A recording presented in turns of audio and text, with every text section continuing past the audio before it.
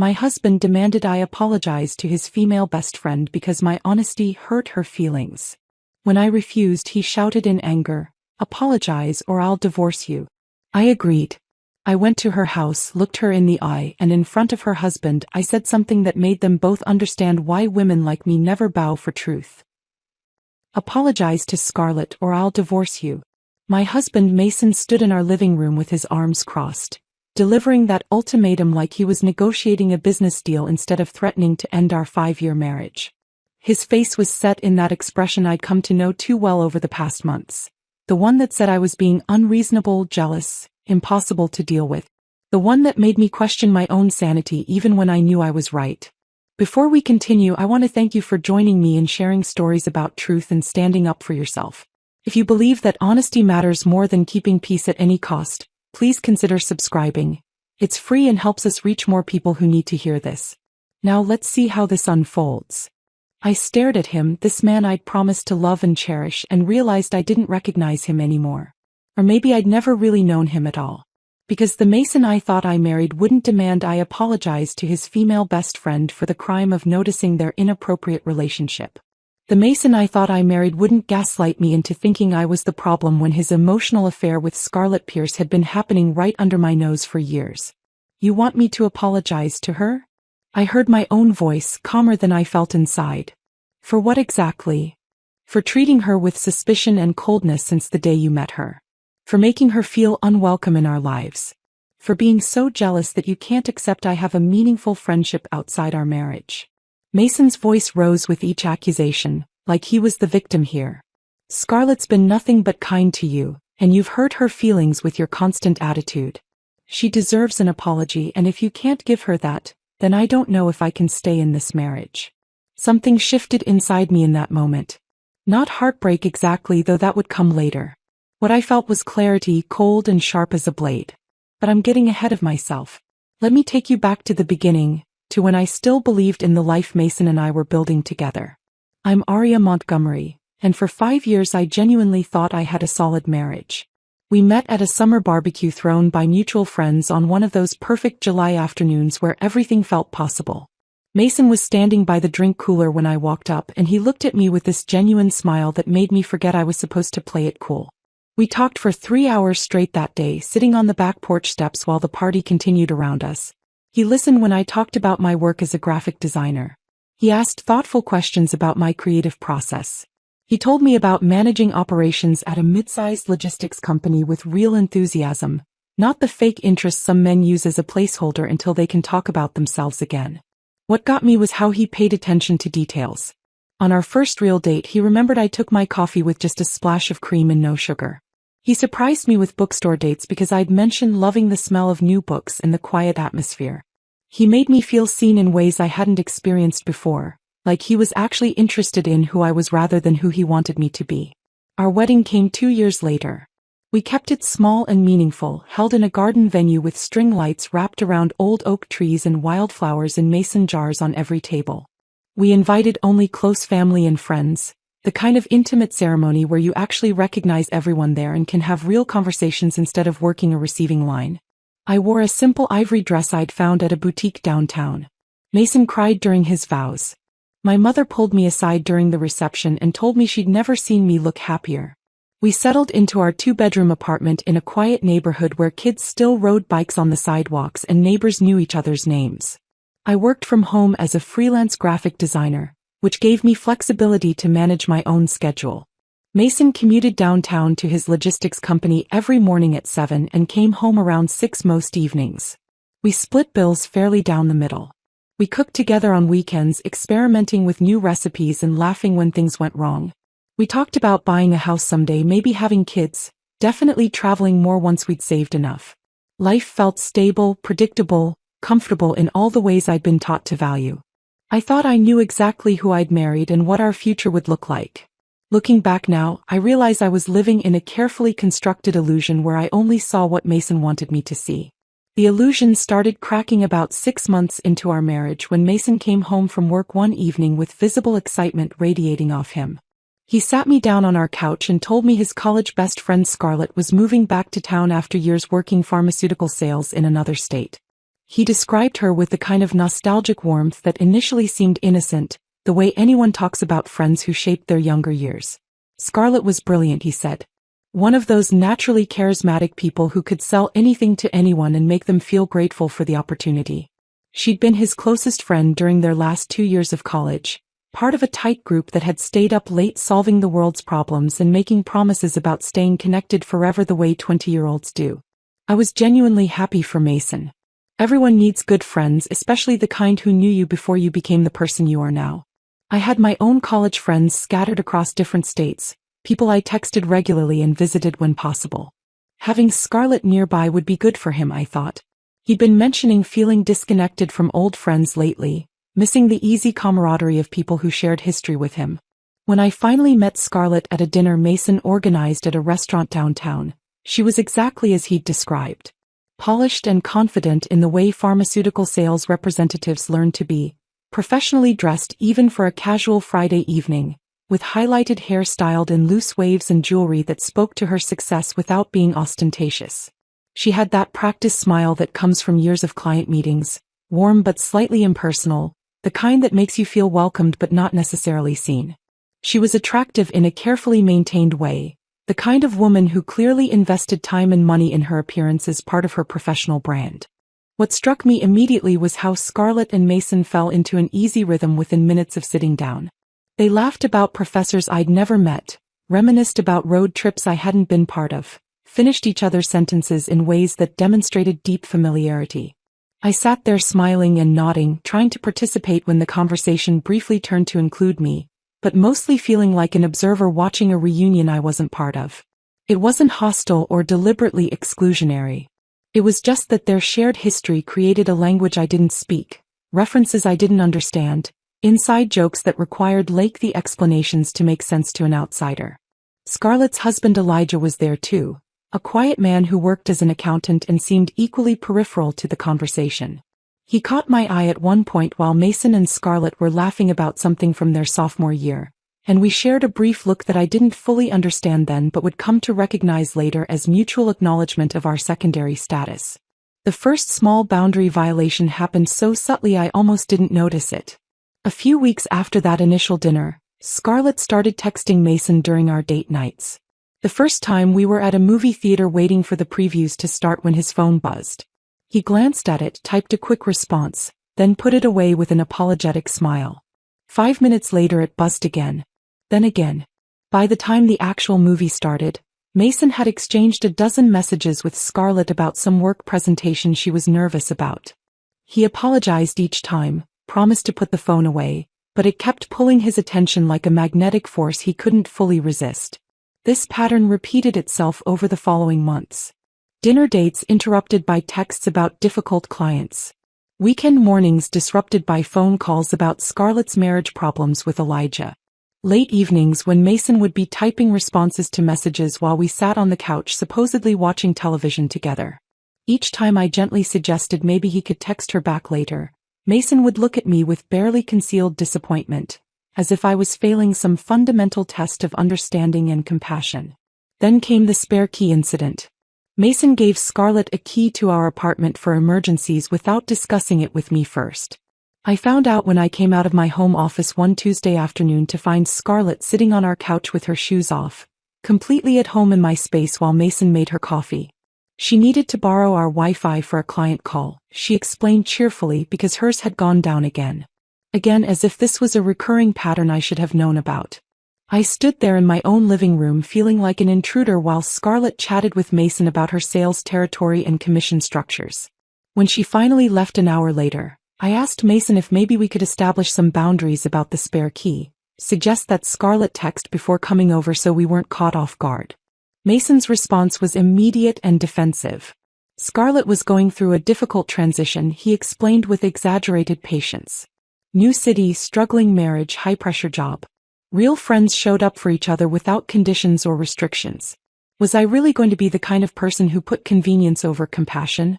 That conversation became a template for dozens more over the following months. Every time I tried to establish a boundary, Mason reframed it as me being unwelcoming, jealous, unable to handle his having close friendships outside our marriage. I started second-guessing my own instincts, wondering if I was being possessive or unreasonable. Maybe this was what mature adult friendships looked like and I was just too insecure to handle it. Our 5th anniversary arrived on a Tuesday in late September. I'd made reservations 2 months in advance at Meridian, an elegant restaurant downtown known for its intimate atmosphere and menu that changed seasonally. I wore the emerald dress Mason had complimented years ago on one of our early dates, the one he'd said made my eyes look like sea glass. I'd planned the entire evening carefully. Dinner, then a walk along the Riverwalk where we'd had one of our first real conversations, then home where I had a gift waiting, a leather-bound photo album I'd commissioned documenting our relationship from that initial barbecue through our wedding and into our married life. We made it halfway through our appetizers before Mason's phone started buzzing incessantly. Once, twice, 5 times in rapid succession. Each notification fractured his attention a little more until he was barely present, his eyes glued to the screen while I sat across from him watching myself become invisible in real time. That's when I said those words. "Mason, it's our anniversary." And that's when he looked up with genuine confusion and said Scarlett was having a crisis, that he was just letting her know she wasn't alone. But I was alone. Sitting across from my husband at an expensive restaurant on what should have been one of the most important nights of our year while he provided emotional support to another woman. The irony was suffocating, bitter in my mouth mixing with food I could barely swallow. That night, lying in bed while Mason slept peacefully beside me, I finally admitted to myself what I'd been avoiding for months. My marriage had 3 people in it and I was the least important one. 3 months passed after that anniversary dinner at Meridian. 3 months of me trying to convince myself that I was overreacting, that Mason's relationship with Scarlett was just an unusually close friendship, that my discomfort was my own issue to work through. 3 months of swallowing my instincts and forcing smiles while Scarlett continued using her spare key to drop by unannounced and Mason continued prioritizing her texts over our conversations. Then my laptop died on a Wednesday morning in early December, right in the middle of a critical client project. The screen went black without warning while I was working on a design presentation for a major client, the kind that could lead to a long-term contract if I delivered something impressive. I tried restarting it multiple times, holding down different key combinations, even unplugging it and removing the battery. Nothing worked. The deadline was end of business day, which gave me roughly 6 hours to finish the presentation and submit it. Panic set in immediately. I needed access to my work files that were stored in the cloud and I needed it fast. Mason's laptop sat in his home office where he'd left it that morning before heading downtown to work. He'd told me dozens of times I could use it if I ever needed to, that we didn't have secrets from each other, that what was his was mine. I grabbed it without hesitation, powered it up and logged into my cloud storage account through his browser. The presentation files loaded quickly, and I dove back into work mode, racing against the clock to finish the complex layout I'd been building. About an hour in, I realized I needed to reference our tax documents from last year to verify some business expense categories I was illustrating for the client. Mason kept all our financial documents organized in folders on his laptop since he handled most of our administrative paperwork. I opened his file explorer and navigated to where he usually kept our shared documents. That's when I saw it, buried among work files and random downloads in a way that suggested it was deliberately hidden but not well enough. A folder labeled Personal, Private. Something about those 2 words together made my stomach clench with instinct before my conscious mind could process why. Mason and I didn't keep secrets from each other.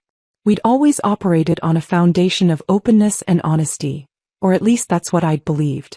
So why would he need a folder marked private on a laptop he'd told me I could use freely? My hands trembled slightly as I moved the cursor over the folder. Part of me knew I should close the laptop and ask Mason about it directly when he got home. Part of me hoped desperately that I'd find something innocent inside. Maybe surprise birthday planning or sensitive work documents he wasn't supposed to share. I clicked it open. The folder contained hundreds of files. Photos, screenshots, documents spanning back 3 years according to the date stamps. My eyes tried to make sense of what I was seeing, my brain working to categorize and understand before the emotional impact could hit. Mason and Scarlett sitting across from each other at restaurant tables I didn't recognize, leaning in close in conversation that looked far more intimate than casual friendship. Candid shots of Scarlett laughing at something off camera, her face glowing with genuine joy.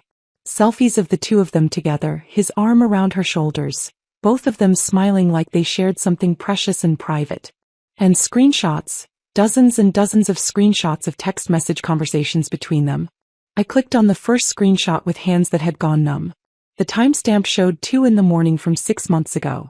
Scarlett had written a long paragraph about feeling lost in her marriage to Elijah, about wondering if she'd made the right choices in her life, about missing the connection she used to feel with people who really understood her.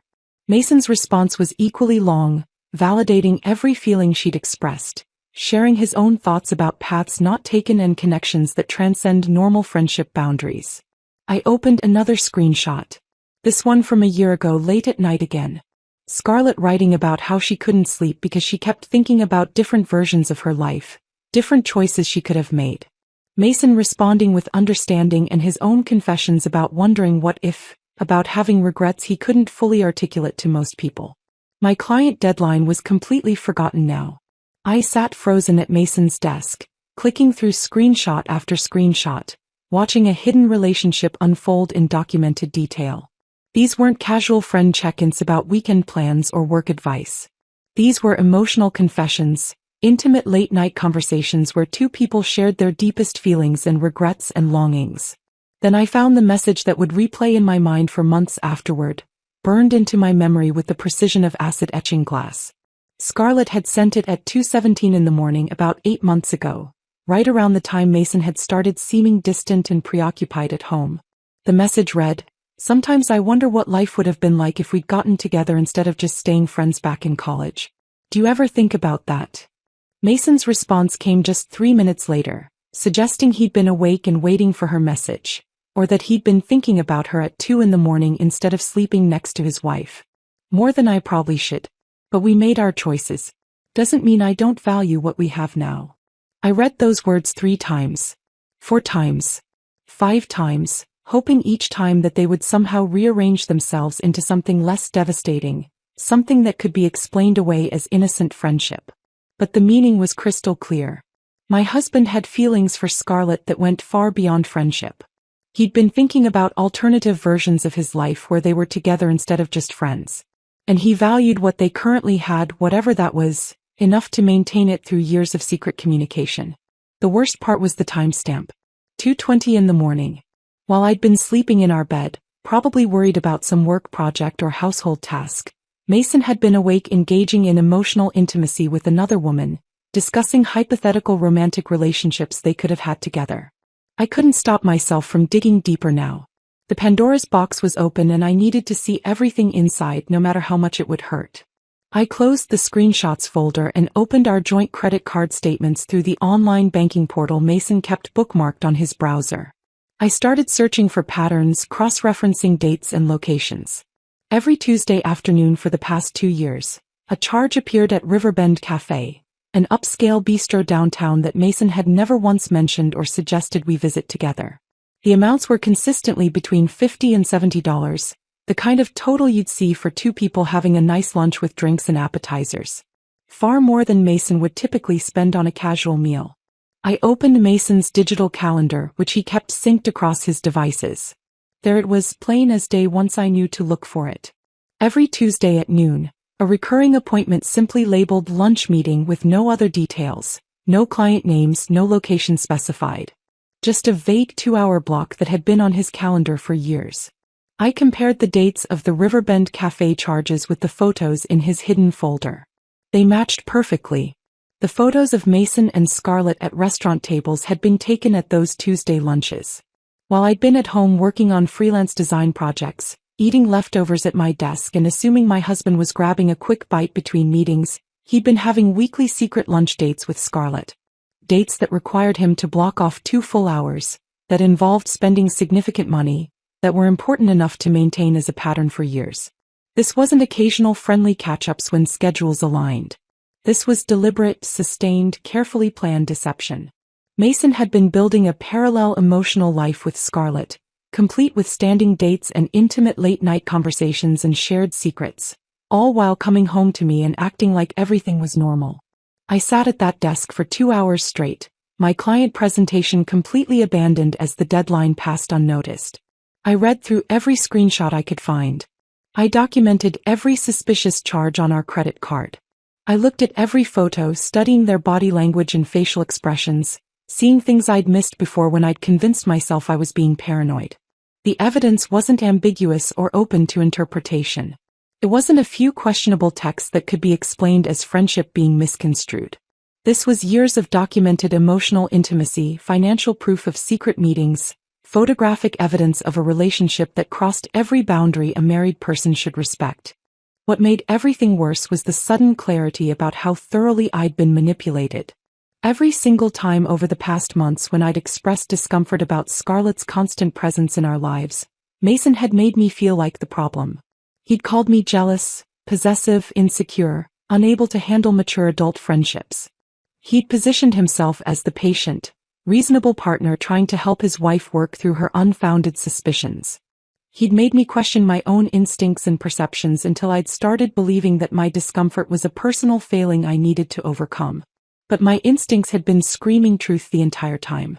Every uncomfortable feeling, every moment of suspicion, every time I'd felt like the third wheel in my own marriage, all of it had been accurate perception of a reality Mason was actively hiding from me while gaslighting me into thinking I was imagining problems that didn't exist. I finally understood why Mason defended Scarlett so fiercely whenever I tried to set boundaries. Why he prioritized her texts and calls over our time together. Why he gave her a spare key to our apartment without asking me first. Why he'd looked at me with disappointment and frustration whenever I suggested maybe their friendship had unhealthy dynamics. Because in Mason's mind I wasn't his priority. Scarlett was. I was the obligation, the legal wife, the person he came home to out of commitment rather than choice. Scarlett was the person he thought about at 2 a.m, the person he carved out special time for every single week, the person he shared his deepest feelings and regrets with. I had become the third wheel in my own marriage, and the evidence proving it was spread across Mason's laptop screen in undeniable detail. I sat at Mason's desk staring at the evidence of his betrayal until the afternoon light shifted and shadows stretched across the room. My client deadline had passed hours ago. My phone had buzzed multiple times with messages I didn't read. None of it mattered anymore compared to the wreckage of my marriage spread across the laptop screen in front of me. Eventually I forced myself to move. I found a USB drive in the desk drawer and methodically copied everything. Every photo of Mason and Scarlett at those Tuesday lunches. Every screenshot of their late-night conversations about roads not taken and connections that transcended boundaries. Every credit card statement showing the pattern of secret meetings spanning years. I organized it all into folders with clear labels and dates, building a case like a lawyer preparing for trial. When I finished, I sat back and waited for something to happen inside me. I expected tears or rage or the kind of emotional collapse you see in movies when someone's world falls apart. Instead, I felt a strange calm clarity, the kind that comes after shock wears off completely and you realize you're standing in wreckage that can't be rebuilt. There was almost relief in it, knowing I hadn't been crazy or paranoid, that my instincts had been right all along. I looked at the clock. 3:45. Mason would be home around 6:30 like always, walking through the door with his briefcase and work stress written across his face, expecting dinner and normal evening conversation. I decided to give him exactly that, at least at first. I wanted to see if he could sit across from me and pretend everything was fine, knowing what he'd been hiding. I went to the kitchen and started preparing dinner. Chicken with roasted vegetables, one of Mason's favorites. I set the table with our regular dishes, not the nice ones we saved for special occasions. I even put on background music, a playlist we both liked, creating the illusion of normalcy in our apartment that suddenly felt like a stage set rather than a home. Mason walked through the door at 6:28, right on schedule. He looked tired, his tie loosened and his hair slightly messed from running his hands through it the way he did when work frustrated him. He smiled when he saw me in the kitchen, set down his briefcase and came over to kiss my cheek like he had thousands of times before. "Something smells good," he said, already heading toward our bedroom to change into comfortable clothes. "Rough day with that client presentation?" My laptop had crashed this morning a lifetime ago. He didn't know I'd spent the day discovering his emotional affair instead of working. "You could say that," I replied, my voice steady. I let him decompress for exactly 15 minutes. Long enough for him to change into sweatpants and a t-shirt, pour himself a glass of red wine from the bottle we kept on the counter, and settle into his usual spot on the couch with his phone. I watched him scroll through messages, probably texting Scarlett about his day, completely oblivious to what was coming. Then I walked over with his laptop, already open to that hidden folder with its hundreds of incriminating files.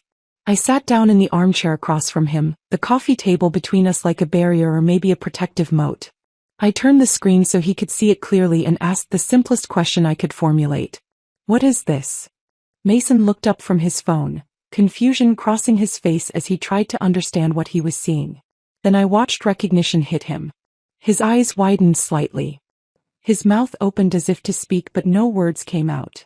For maybe 3 seconds, panic flashed across his features, raw and unguarded. Then it was gone, replaced by something harder. His expression shifted into defensiveness so quickly I almost missed the transition. "You went through my private files?" His voice rose with immediate indignation, as if I were the one who had committed some unforgivable violation. "Arya, what the hell? Those are my personal things.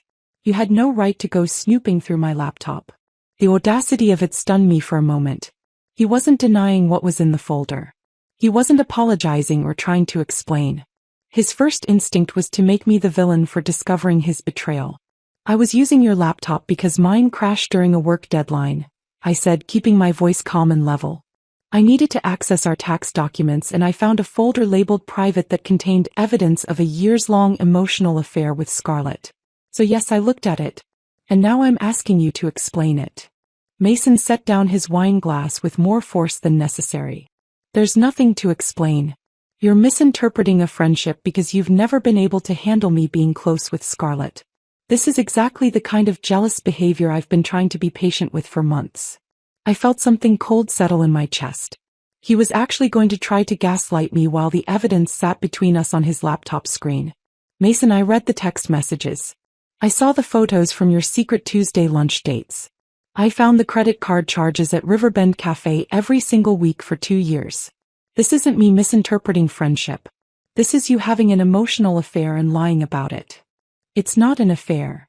Mason stood up, pacing now, his voice taking on that exasperated tone he used when explaining something he thought should be obvious. "Scarlett and I are close friends. We have been since college. Yes, we talk about deep things. Yes, we meet for lunch regularly. That's what real friendship looks like, Arya. Deep connection, emotional honesty, mutual support. Just because you don't have friendships like that doesn't mean they're inappropriate."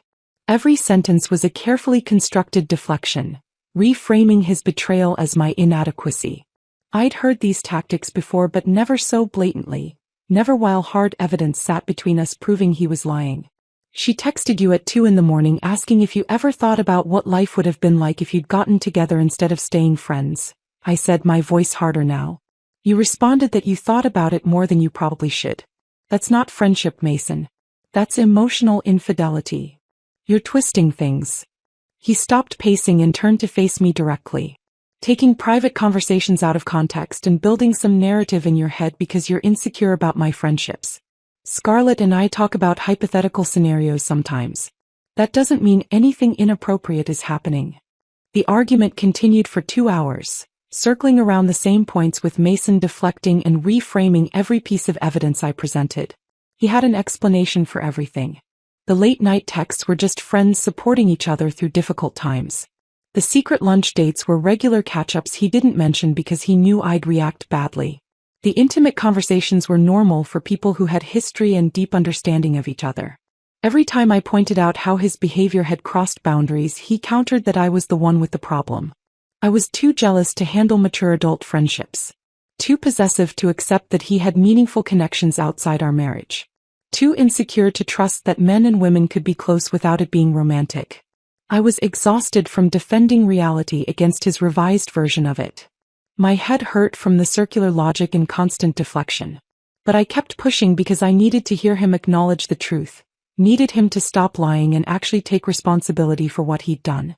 That's when Mason delivered the statement that would seal the fate of our marriage.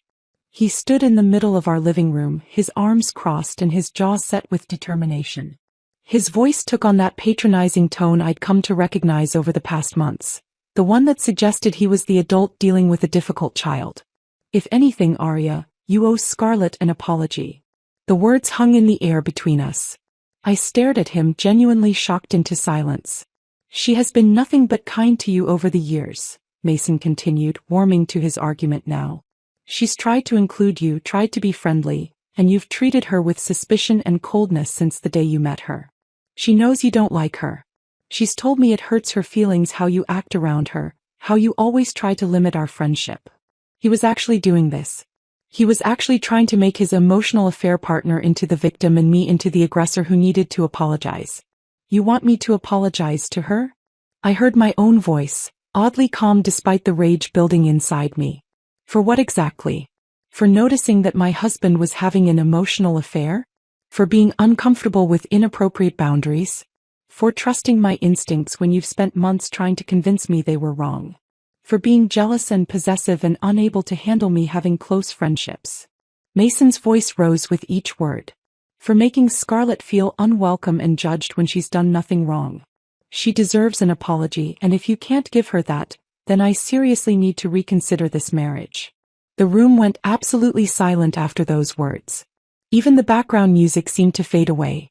Mason stood there with his arms crossed and his expression set, clearly believing he held all the power in this moment. He thought he was calling my bluff, forcing me to choose between my pride and my marriage, making me bend to his will the way he'd been doing for months with smaller things. He had no idea what he'd just done. Something shifted inside me in that silence, cold and clear and absolutely certain. I looked at my husband, this man who was demanding I apologize to his emotional affair partner for the crime of noticing their inappropriate relationship, and realized he'd just handed me the perfect weapon. If Mason wanted an apology, he would get one. Just not the kind he was expecting. I let the silence stretch a bit longer, watching him stand there in his self-righteous certainty. Then I spoke in a voice much calmer than I felt inside. Fine. Mason's expression shifted to surprise. He'd clearly expected more argument. I'll apologize to Scarlett, I continued, my tone completely reasonable. But let's do it properly. At her house with Elijah there too. If I'm going to apologize for hurting her feelings, I want to do it right, in front of both of our spouses so everyone can hear what I have to say. Mason's face lit up with relief and something that looked disturbingly like triumph. He actually smiled, believing he'd won, that he'd successfully broken me into compliance and established Scarlett's permanent priority in his life. Really? You'll do that? His voice was eager now, pleased with himself. Absolutely, I said. Schedule it for this Saturday evening. I want to make sure everyone's there. I'll prepare what I want to say. Mason nodded enthusiastically, already pulling out his phone to text Scarlett about arrangements. I watched him type, watched his face relax for the first time all evening, and felt absolutely nothing but cold clarity. He had no idea what I was actually planning. No comprehension that he'd just arranged the perfect stage for me to detonate the truth in front of everyone who needed to hear it. Mason spent the rest of that evening texting Scarlett about the arrangements, his face glowing with satisfaction every time she responded. I watched him from across the room, this man who believed he'd just won some significant victory, and felt nothing but cold determination settling deeper into my bones. The next morning, Thursday, I woke up with absolute clarity about what needed to happen before Saturday evening. Mason left for work at his usual time, kissing my forehead and reminding me to think about what I wanted to say in my apology. The moment his car pulled out of our parking lot, I returned to his laptop. I spent 3 hours methodically documenting everything. I took detailed screenshots of every damaging conversation, organizing them chronologically in a way that showed clear progression. The early messages from 3 years ago were friendly enough, the kind of text you might exchange with any close friend. But then they shifted gradually into something deeper, more intimate, crossing boundaries in increments small enough that maybe Mason had convinced himself each individual step was innocent. By the second year, Scarlett was texting him late at night about feeling disconnected from Elijah, about missing the kind of emotional intimacy she used to have with people who really understood her. Mason responded with paragraphs validating every feeling, sharing his own struggles with feeling truly seen and appreciated. They started using pet names for each other. Started saying things like, "You always know exactly what I need to hear," and "I don't know what I'd do without you in my life." I organized all of it into folders labeled by year and month, creating a timeline that would be impossible to dismiss or explain away. Then I compiled the financial evidence, pulling our joint credit card statements and highlighting every Tuesday lunch charge at Riverbend Cafe for the past 2 years. I calculated the total amount Mason had spent on those secret lunches. Over $7,000 on meals with another woman while we'd been supposedly saving for a house down payment. Then I found something that made my stomach turn in a different way. Buried in Mason's email inbox were receipts for gifts he'd purchased for Scarlett. A designer silk scarf from Nordstrom for her birthday last year, $250. A bottle of expensive French wine for her promotion 6 months ago, $180. Flowers delivered to her pharmaceutical sales office when she closed a major deal, $75 with a card that read, "Always knew you could do it. So proud of you." These weren't casual friend gestures. These were the kinds of gifts you bought for someone you were romantically involved with, someone whose achievements and milestones mattered deeply to you. The card messages were affectionate in a way that crossed every professional and platonic boundary. I printed everything, created digital backups in 3 separate cloud storage accounts that Mason didn't have access to, and even saved copies to 2 different USB drives that I hid in separate locations. I wasn't taking any chances that he might delete or manipulate evidence before Saturday's confrontation. By Thursday afternoon I had built an airtight case. But I still had one more thing I needed to do, something that required courage I wasn't entirely sure I possessed. I needed to call Elijah Pierce. I sat at our kitchen table staring at my phone for 10 minutes before I finally pulled up his contact information. Mason had it saved in our shared contacts from all the times we'd coordinated double-date dinners and social gatherings. I'd probably spoken directly to Elijah fewer than a dozen times in all the years I'd known him. He was quiet, reserved, the kind of person who observed more than he participated in conversations. But I'd seen something in his eyes at those gatherings, especially in recent months. A kind of resigned awareness that suggested he knew more than he was saying. The same look I'd probably been wearing myself before I found the concrete evidence. My finger hovered over the call button. Part of me wondered if this was going too far, if I should just let Saturday's confrontation happen without involving him beforehand. But another part of me, the part that had been gaslit and manipulated for months, knew that Elijah deserved the courtesy of a warning. He deserved to know that his world was about to change. I pressed call. He answered on the 3rd ring, his voice professional and slightly puzzled. "This is Elijah." "Hi Elijah, it's Aria Montgomery, Mason's wife." I kept my voice steady and neutral. There was a brief pause. "Aria. Oh. Is everything okay? I'm calling because Mason has arranged for me to come to your house on Saturday evening to apologize to Scarlett. He insisted that the apology happen in front of both of you, and I wanted to make sure you'd be home for it." Another pause, longer this time. I could almost hear him processing the layers of meaning beneath my words. When he spoke again, his voice had changed, become more alert and focused. "I'll be there." No questions about what the apology was for, no confusion about why I was calling him directly instead of just letting Mason coordinate everything. Just immediate understanding and agreement. "Thank you," I said quietly. Then, because I needed him to understand what was really happening, I added, "I think there are some things you should know. Things that have been going on that you might have suspected but didn't have proof of." The silence on the other end of the line was heavy with recognition. Finally, Elijah spoke, his voice barely above a whisper. "Thank you for calling me." Those 5 words carried the weight of years of suspicion, of being told he was paranoid or overly sensitive, of watching his wife's attention and affection directed toward someone else while being made to feel like the problem for noticing. "You deserve to know the truth," I said. "We both do." "I'll be there Saturday," he repeated. "And Aria? Whatever you're planning to say, I'm ready to hear it." We hung up without saying anything more. I sat there staring at my phone, feeling the weight of what I just set in motion. Elijah knew something was coming now. He'd be prepared, alert, watching for the truth I was about to reveal. Meanwhile, Mason came home that evening in an excellent mood. He'd apparently had lunch with Scarlett that day, their regular Tuesday having shifted to Thursday this week for scheduling reasons.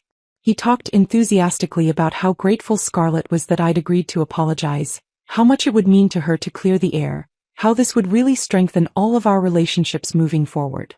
I nodded and smiled while internally reviewing the evidence I'd compiled. Friday was more of the same. Mason coached me repeatedly on what to say during the apology. He'd actually written out bullet points on his phone that he wanted me to cover. Acknowledge my jealousy. Admit I'd misinterpreted their friendship. Thank Scarlett for her patience with my insecurities. Express gratitude that she'd been willing to give me another chance. He even suggested I bring an expensive bottle of wine as a peace offering. Really show her you're serious about making amends, he said earnestly. I agreed to everything. I practiced the humble facial expressions he suggested. I asked clarifying questions about tone and body language to make him think I was genuinely preparing to deliver the apology he'd scripted. With each coaching session, Mason's confidence grew visibly. His shoulders relaxed. He smiled more easily. He'd successfully trained his wife to perform public submission that would cement his emotional affair partner's permanent priority in his life. Friday evening, he actually hugged me and said he was proud of me for being mature enough to work through my issues. I hugged him back, feeling the unfamiliar weight of deliberate deception. I'd never been good at lying or hiding my feelings. But something had shifted inside me since discovering that hidden folder on his laptop. I'd learned from the master. That night, I lay in bed next to Mason listening to him breathe peacefully, completely unaware that tomorrow would detonate his carefully constructed world. Sleep wouldn't come. My mind kept circling through what I was planning, examining it from every angle, questioning my own motives and methods. Was I becoming vindictive? Was public humiliation really the answer, or was I just hurt and lashing out in the most damaging way I could think of? Did Elijah really deserve to have his marriage destroyed in front of witnesses? Or should I have found a gentler way to tell him the truth? But every time doubt crept in, I remembered specific moments from the past months. Mason's face illuminated by his phone screen at our anniversary dinner while I sat invisible across from him. The disappointed looks he'd given me whenever I tried to set boundaries with Scarlett. The patient, patronizing tone he used when explaining why my discomfort with their relationship was actually my personal failing. The way he'd made me question my own sanity and instincts while maintaining a hidden emotional affair that proved I'd been right all along. I thought about all the women who stay silent because speaking truth makes other people uncomfortable. Who apologize for being right because it's easier than standing firm. Who shoulder blame for other people's betrayals because that's what they've been conditioned to do. And I realized that what I was planning wasn't petty revenge. It was justice, clarity, and the kind of truth-telling that shatters comfortable lies people have been living in for too long. When dawn finally broke through our bedroom window, painting the walls with pale gold light, I got up with absolute certainty. I wasn't nervous anymore. I wasn't second-guessing my decision. I was ready to deliver the apology Mason had demanded, just not the one he'd scripted. Saturday had arrived, and by evening, everyone would finally know the truth. Saturday arrived with clear skies and temperatures that belonged more to early September than late October. I spent the morning moving through our apartment like someone preparing for battle, though Mason interpreted my quiet focus as nervousness about the apology. He kept reassuring me that everything would be fine, that Scarlett was genuinely looking forward to clearing the air, that this evening would mark a new beginning for all of us. I let him believe whatever he needed to believe. By 5 in the afternoon, I was dressed in a simple navy dress that struck the right balance between respectful and understated. Nothing too formal that might suggest I was making a dramatic production out of this.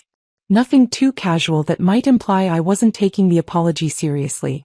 Mason had picked out the expensive bottle of wine that morning, a French vintage that cost more than we typically spent on a week's worth of groceries. He wrapped it carefully and placed it in a gift bag with tissue paper, treating it like some kind of peace offering that would seal our reconciliation. We left our apartment at 6:15 for the 25-minute drive to Scarlett and Elijah's house. Mason insisted we take his car and arrive together, presenting what he called a united front. He drove with one hand on the wheel, the other occasionally reaching over to pat my knee in what he probably thought was comforting reassurance. He talked the entire drive about how meaningful this was, how proud he was of me for being mature enough to work through my issues, how our marriage would be stronger once we got past this rough patch. I watched suburban streets slide past the passenger window, brick townhouses and small yards and families out enjoying the unseasonably warm evening. Everything looked so normal, so ordinary. People walking dogs and kids riding bikes and someone washing their car in a driveway. None of them had any idea that in one of those similar-looking houses, for lives were about to detonate in ways that couldn't be put back together. Mason kept glancing at me with this hopeful expression mixed with barely concealed nervousness. Part of him probably wondered if I'd actually go through with the apology he'd scripted or if I'd back out at the last minute and embarrass him. I could see him searching my face for signs of rebellion or resistance, looking for any indication that I might deviate from the performance he'd so carefully choreographed. I gave him nothing. My expression remained neutral, maybe slightly anxious in the way someone might look before an uncomfortable but necessary conversation. I held the wine bag carefully on my lap. I nodded when he talked. I smiled when he squeezed my knee. I was the picture of a contrite wife ready to make amends and move forward. When we pulled up to Scarlett and Elijah's house at exactly 6:40, I noticed all the interior lights were blazing. Through the large front windows I could see into their living room where Scarlett was moving around, arranging something on their coffee table. Even from the car I could tell she'd gone to effort for this occasion, setting the stage for what she believed would be her validation and my public submission. Mason parked in their driveway, turned off the engine and sat for a moment with his hands still on the wheel. Then he turned to me with an expression of such genuine emotion that I almost felt sorry for him. "Thank you for doing this," he said quietly. "I know it's not easy, but this means everything to me, Arya. Everything. Our marriage is going to be so much stronger after tonight. You'll see." I looked at my husband, this man who had gaslit me for months while maintaining an emotional affair, who had demanded I apologize to his affair partner for the crime of noticing their inappropriate relationship, who genuinely believed this evening would strengthen our marriage by cementing another woman's permanent priority in his life. "I know it will," I said and squeezed his hand back. That was the last moment Mason would look at me with trust or affection, though he didn't know it yet. We walked up to the front door together, Mason carrying the wine in its gift bag. He rang the doorbell even though through the window we could see Scarlett already heading toward us. She opened the door before the chime finished, her smile wide and barely concealing her smugness. She looked perfect, of course. Designer jeans that probably cost $300, paired with a cream silk blouse that had that effortless elegance expensive clothing always manages to project. Her highlighted hair fell in professionally styled waves. Her makeup was flawless even for a casual Saturday evening at home.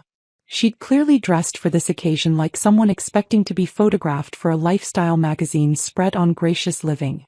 "Mason, Arya, come in." Her voice was warm and welcoming, playing the gracious host receiving guests she was genuinely happy to see. She stepped aside with a flourish, gesturing us into their home. "I'm so glad we're doing this. Really clearing the air will be good for all of us." Mason handed her the wine with a smile.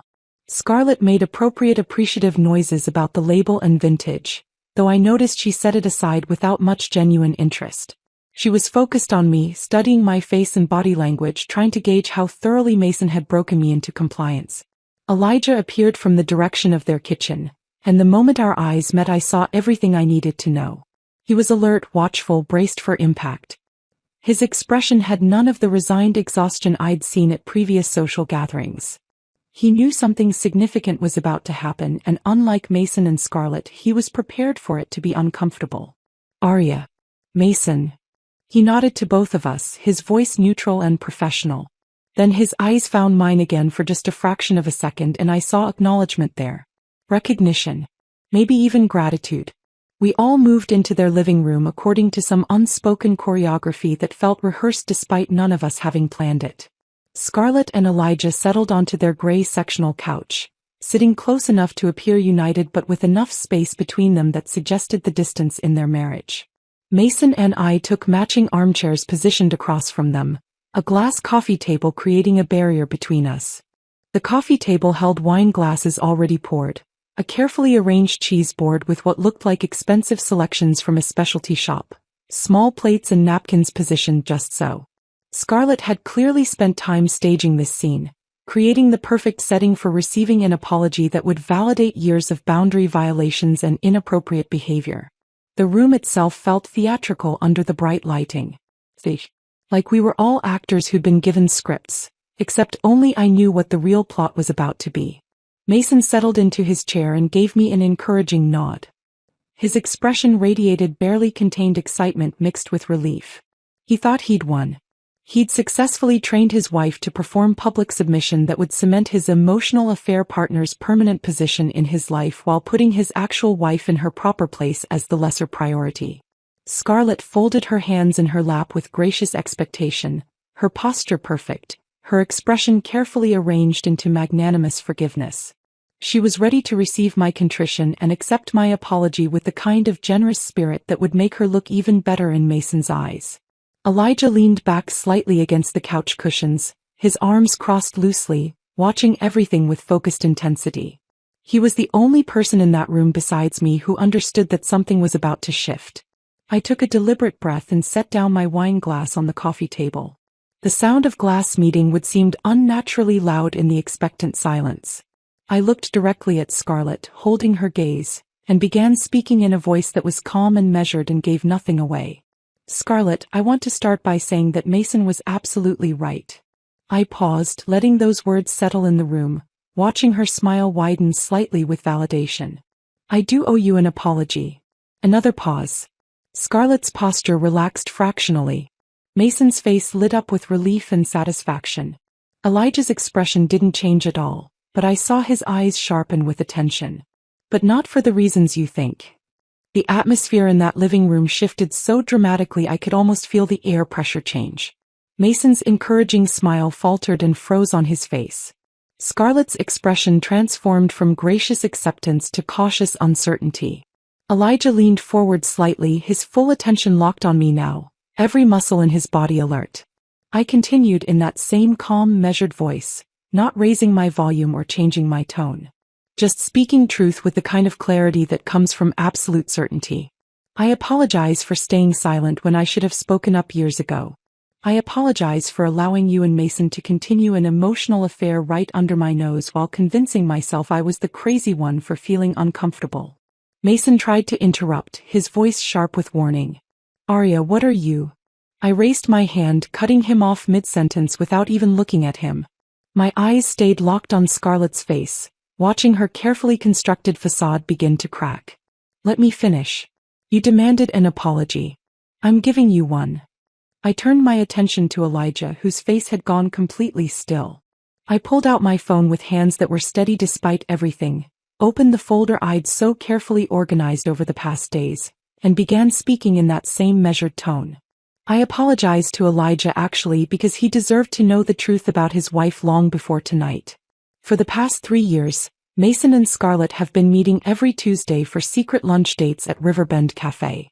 They've been having late-night text conversations about alternative life choices they wish they'd made together, about intimate regrets and emotional connections that cross every boundary a married person should respect. I handed my phone directly to Elijah, watching his face as he took it with trembling hands. His eyes moved across the screen, reading the first message, then scrolling to the next, then the next. The color drained from his face so completely he looked like he might be sick. But his hands kept moving, kept scrolling, methodically reviewing every piece of evidence I'd compiled. Mason was on his feet now, his voice rising with panic. Elijah, don't listen to this. She's taking things completely out of context. You know how Arya gets about my friendship with Scarlett. She's always been jealous and now she's trying to destroy. How long? Elijah's voice cut through Mason's explanation like a blade through paper. He didn't raise his volume. He didn't need to. The coldness in those 2 words silenced everything else in the room. He was still looking at my phone, still scrolling through messages, but his question was directed at Scarlett with absolute precision. The room fell into a silence so complete I could hear someone's watch ticking from across the coffee table. Scarlett's mouth opened and closed several times. Her perfectly composed expression had cracked completely now, tears forming in her carefully made-up eyes. She tried the reflexive denial first, her voice shaking. It's not what it looks like. Mason and I are just close friends. We've always been close. There's nothing physical between us. Nothing inappropriate has actually happened. Elijah finally looked up from my phone, and the expression on his face made even me take a step back. It wasn't rage exactly, though that was there. It was something colder and more devastating. Recognition. Vindication. Years of suppressed suspicion finally given permission to surface. I didn't ask if you slept with him, Elijah said, his voice still controlled but carrying an undercurrent of fury that was more frightening than shouting would have been. I asked how long you've been having an emotional affair with Mason while making me feel crazy for noticing. The parallel to my own experience was so perfect it felt orchestrated. We had both been living the same nightmare of gaslighting and manipulation, just from different angles in different marriages. Both told we were paranoid or insecure or unable to handle mature adult friendships. Both made to feel like the problem while our spouses maintained an inappropriate relationship right in front of us. Scarlett's carefully maintained facade shattered completely. Tears spilled down her cheeks, ruining her perfect makeup. Elijah, please. You're misunderstanding. We never meant for anything to. 3 years. Elijah's voice was flat now, reading from the timestamps on my phone. According to these messages, this has been going on for at least 3 years. 3 years of secret lunches. 3 years of late-night conversations about regretting your life choices. 3 years of you telling him things you never told me. He scrolled further, his jaw tightening as he read. Here's one from 8 months ago where Scarlett asks Mason if he ever thinks about what life would have been like if you'd gotten together instead of staying friends. And Mason responds that he thinks about it more than he probably should. Mason had found his voice again, but instead of apologizing or acknowledging the truth, he went straight into damage control mode. He was standing now, his face flushed with a mixture of anger and humiliation, pointing at me like I was the one who had committed some unforgivable betrayal. Arya, you're destroying everything.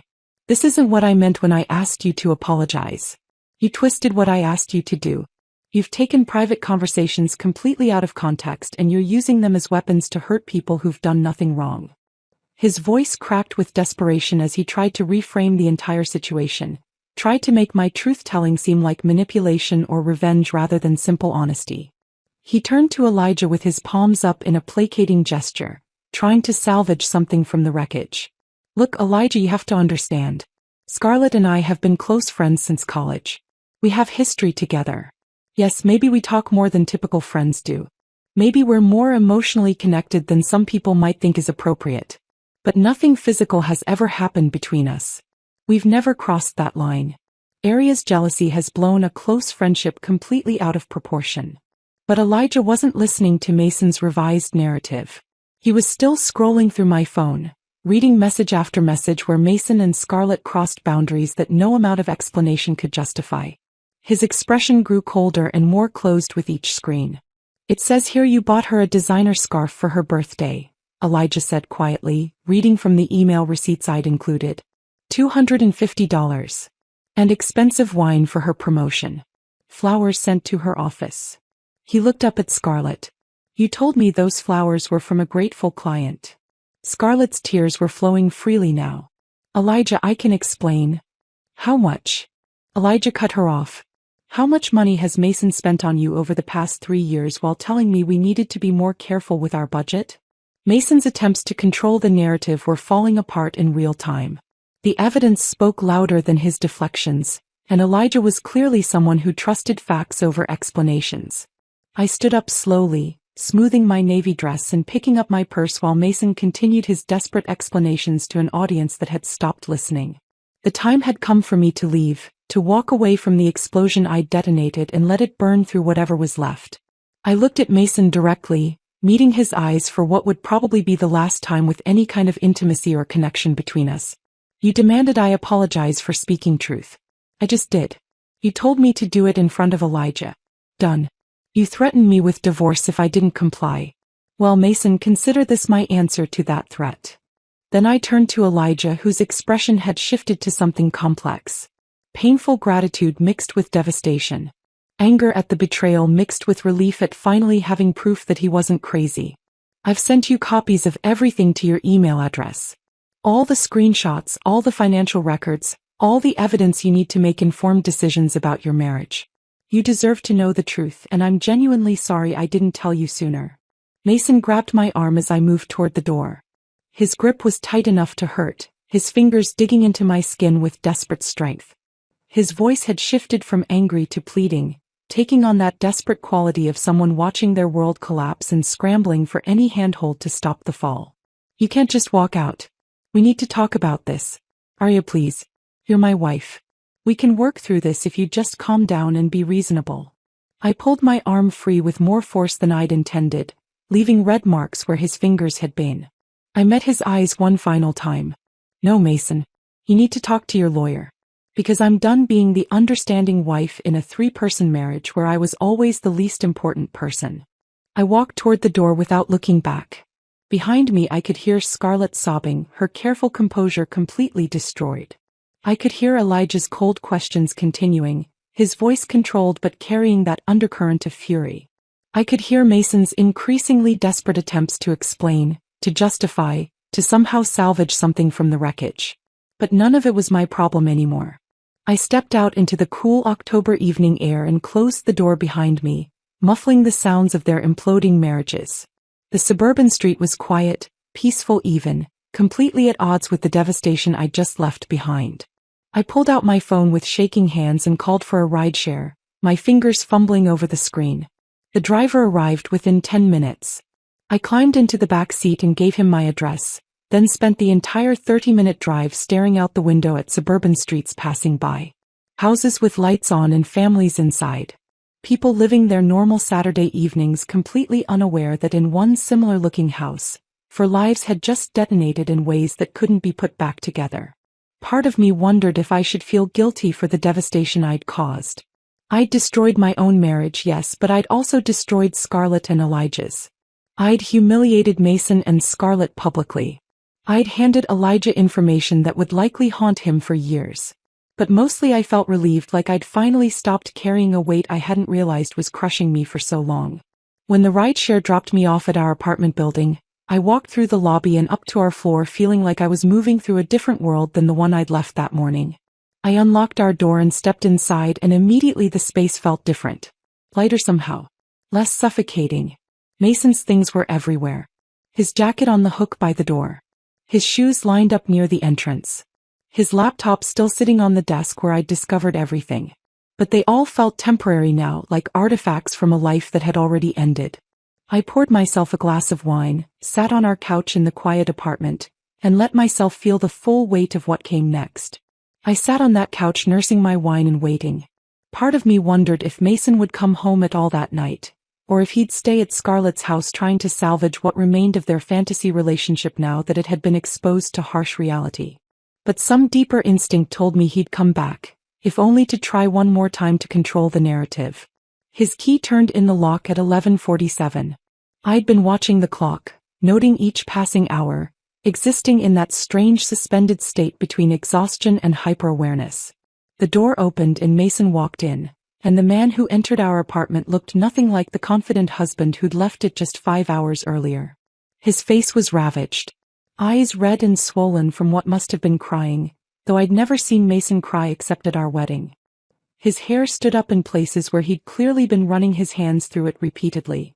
His shirt was wrinkled and partially untucked. He looked like someone who'd aged a decade in an evening. He stood in the doorway staring at me for a long moment. Then he closed the door behind him with careful control and walked into the living room. The look on his face was something I'd never seen before. Equal parts devastation and fury, grief and rage, all competing for dominance across his features. "How could you do that?" His voice came out raw, scraped clean of its usual confident tone. "How could you humiliate me like that? Destroy my friendship? Share private conversations that you had no right to see in the first place?" I took another sip of wine and said nothing. I'd said everything that needed saying at Scarlett's house. Now it was Mason's turn to deal with consequences. He started pacing, his movements jerky and agitated. "You violated my privacy. You went through my personal files, read my private messages, and then you weaponized them to hurt people who've done nothing wrong. Do you understand what you've done? You've destroyed 2 marriages because you couldn't handle me having a close friendship." This was the anger phase. I recognized it from articles I'd read about how people respond to being caught in affairs.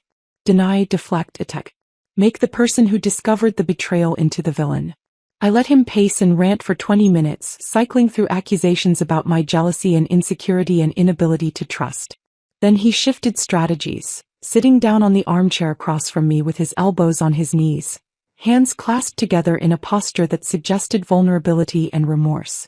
"Look, I know I made mistakes," he said, his voice softer now, more reasonable. "Maybe Scarlett and I got too close. Maybe I didn't set appropriate boundaries. But we can work through this, Arya.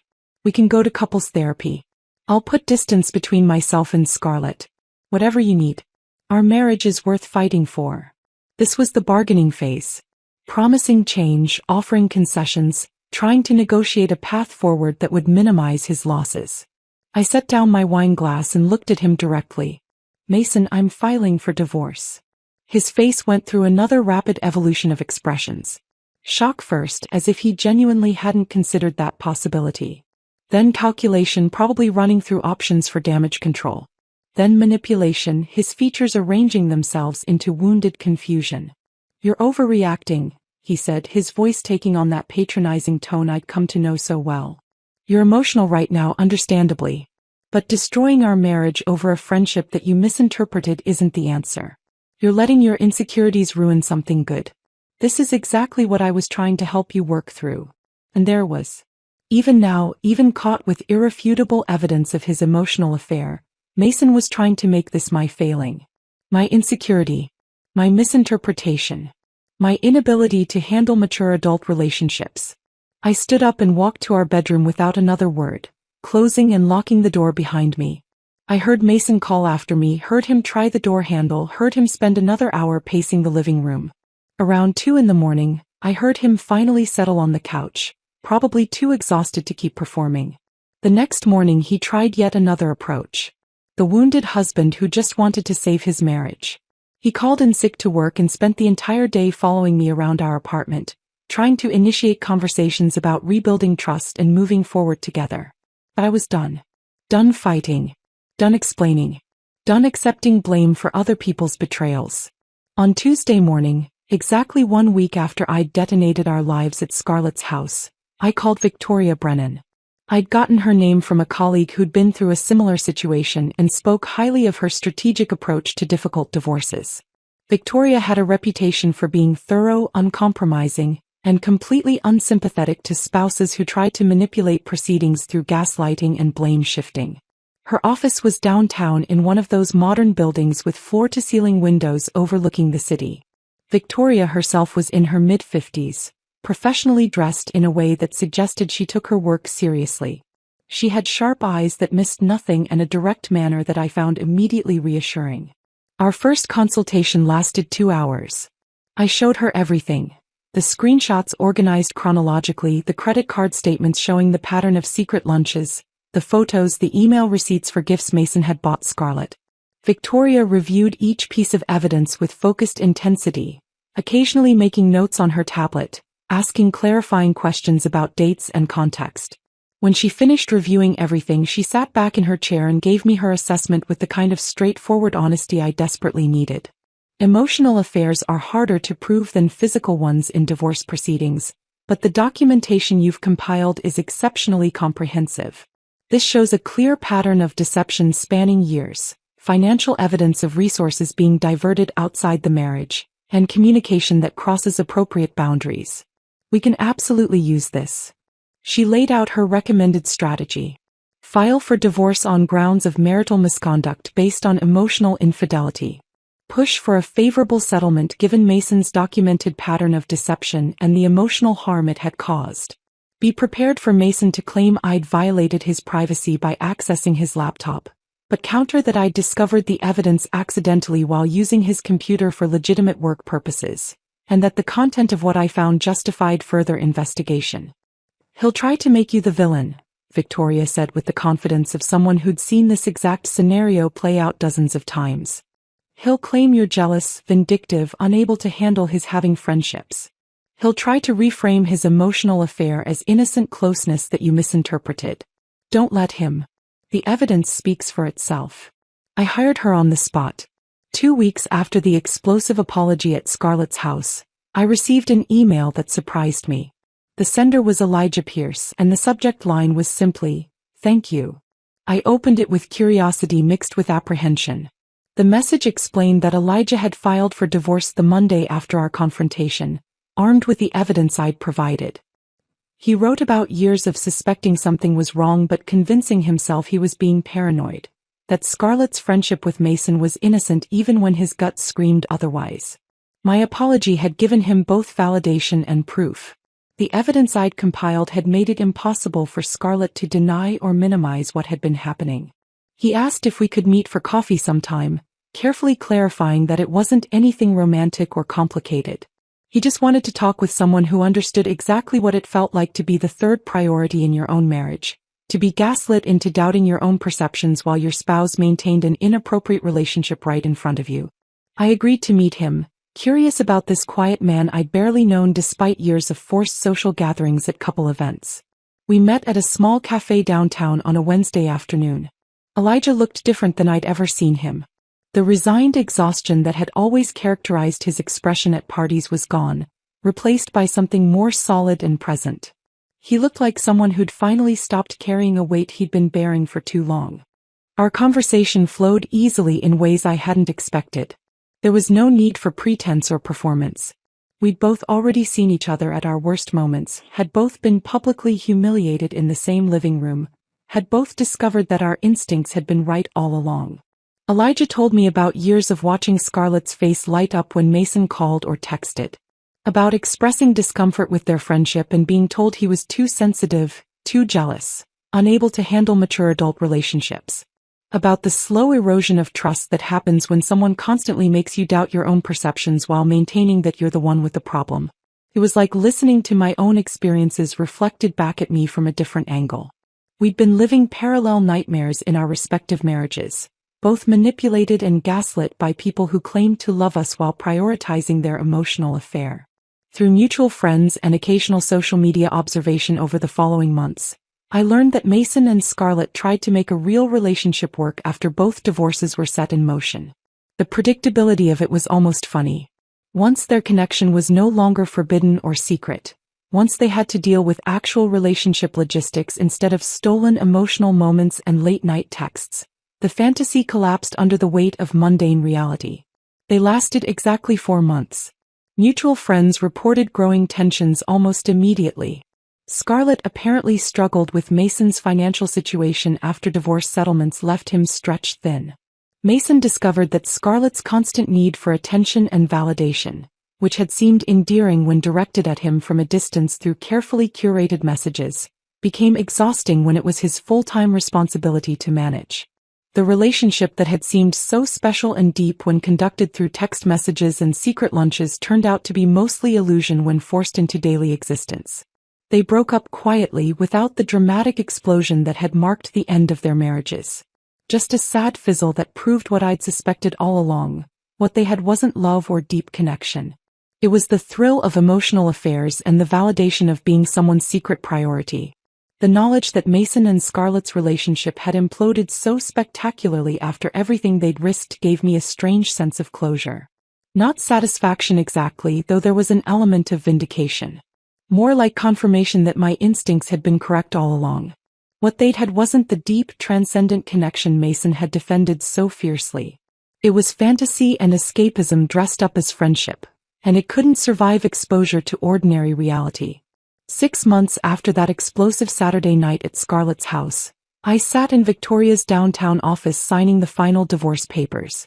The afternoon sun streamed through those floor-to-ceiling windows, casting long shadows across the polished conference table where documents lay spread out in neat stacks. Victoria had negotiated a settlement that was more favorable than I'd expected. Mason agreed to split our savings evenly, let me keep the apartment since the lease was in my name alone, and even pay half my legal fees.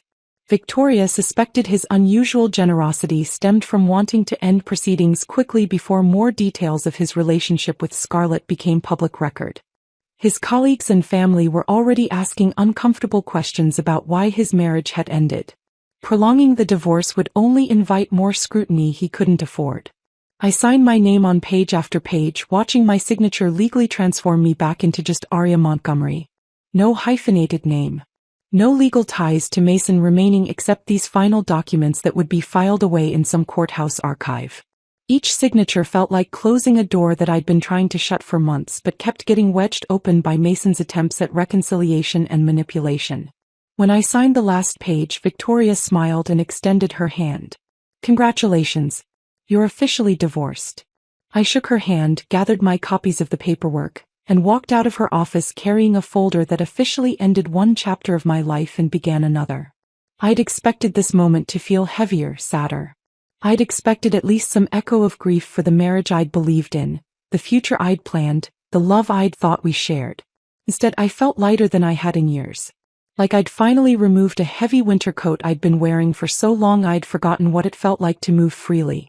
The afternoon sun seemed brighter as I walked to my car, warmer on my skin, carrying the kind of promise that comes with genuine new beginnings.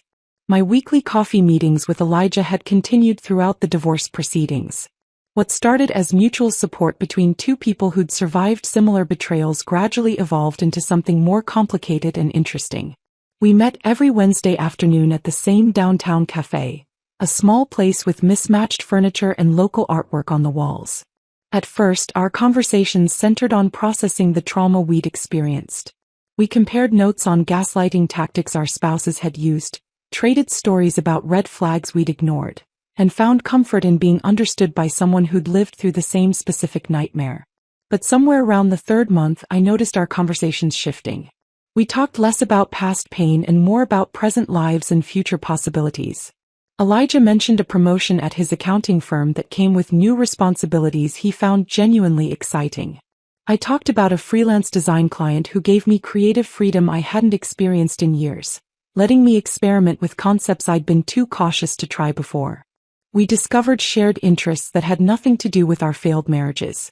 We both loved old black and white films from the 40s and 50s, the kind with clever dialogue and cinematography that felt like art. We both preferred hiking trails that were slightly difficult to find, the ones that required research and effort but rewarded you with solitude and views that more popular trails couldn't offer. We both appreciated quiet mornings where silence felt comfortable instead of awkward, where you didn't need to fill every moment with conversation. One Wednesday afternoon in early spring, Elijah suggested we meet for dinner instead of coffee. Something about the way he asked made it clear this was a different kind of invitation, a shift from friendly support to something more intentional. "There's a new Italian place that opened downtown," he said, his voice carrying a hint of nervousness I found endearing. "I thought maybe we could try it together.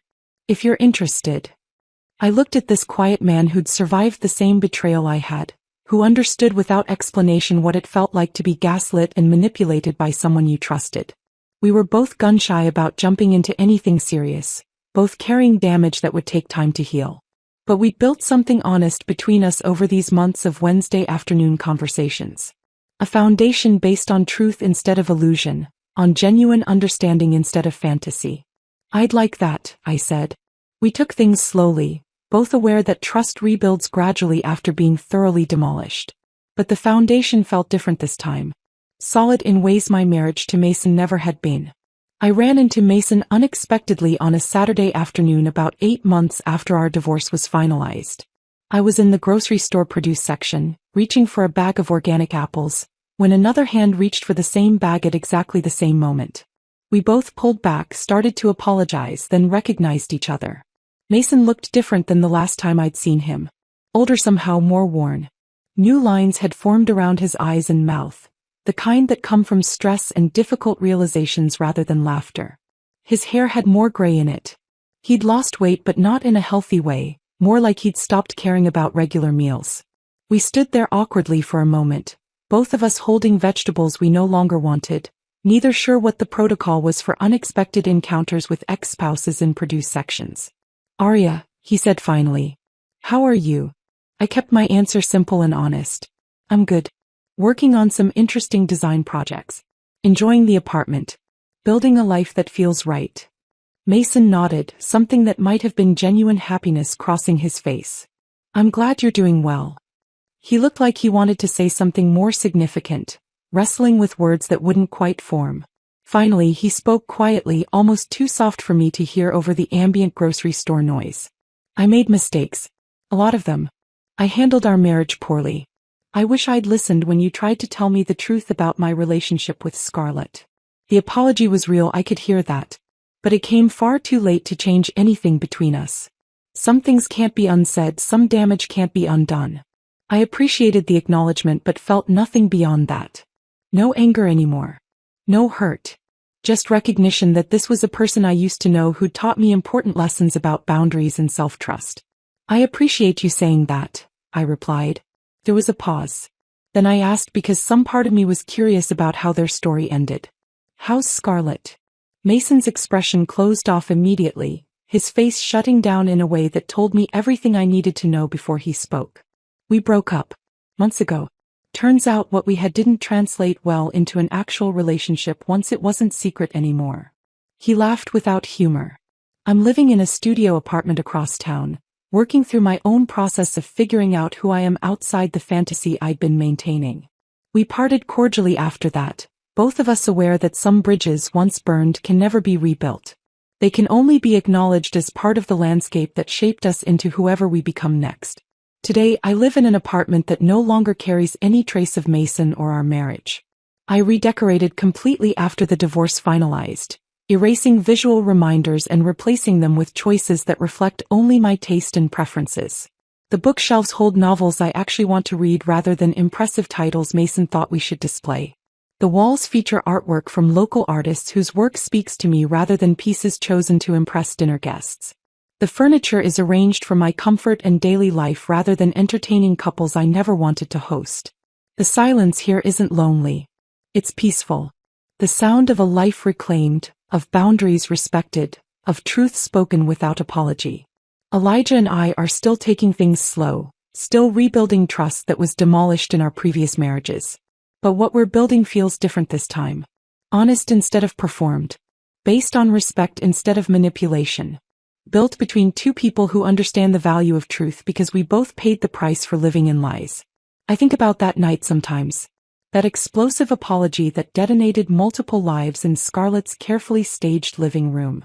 Part of me still wonders if I could have handled it differently, more privately, with less public devastation for everyone involved. But mostly I understand that some truths need to be spoken loudly. They need to be witnessed by everyone who's been affected by the lies. Mason wanted me to kneel and apologize for hurting Scarlett's feelings. I gave him exactly what he demanded. I just made sure the apology revealed every uncomfortable truth he'd been working so hard to hide. The moral crystallized clearly over these months of rebuilding. Never force an apology from a woman who speaks truth, because women like me don't apologize for seeing clearly. We apologize for staying silent too long. And when we finally speak, we burn down every carefully constructed lie. Mason learned too late that forcing someone to apologize is only a victory if you control what they're apologizing for. I didn't bow for truth. I weaponized it. And in doing so, I reclaimed my life, my dignity, and my understanding that sometimes the most powerful thing a woman can do is refuse to pretend anymore.